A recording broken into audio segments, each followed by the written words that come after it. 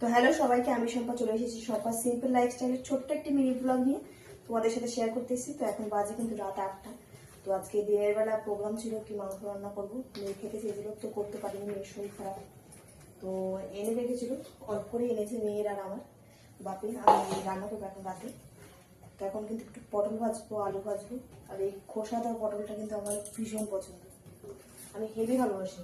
তো ছিল বলে একদিন কেটে নিয়েছি গোছ গাছ করে। এগুলো কিন্তু এখন সব রান্না করবো। বাড়িতে কিন্তু এখন কেউই নেই, সব কীর্তন শুনতে গেছে, যেহেতু আমরা 5 জনই খুবই কীর্তন শুনতে ভালোবাসি। তো পাশে বাড়ি কীর্তন আছে, নিমন্ত্রণ করেছে, ডেকেছে। তো ডেকেছে, ওরা গেছে। তো আজকে একটু ইচ্ছা আছে পায়েস রান্না করবো, এই দুধটা আনতে গেছে।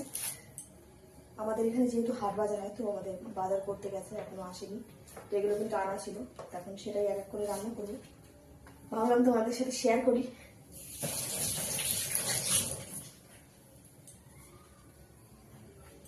তো আমার যত প্রোগ্রাম থাকে কিন্তু বেশিরভাগ সময়টা রাতেই করা হয়, কারণ দিনের বেলা সময় করা হয় না, সময় পাই না আর কি। সেক্ষেত্রে রাতেই কিন্তু প্রোগ্রামগুলো করি।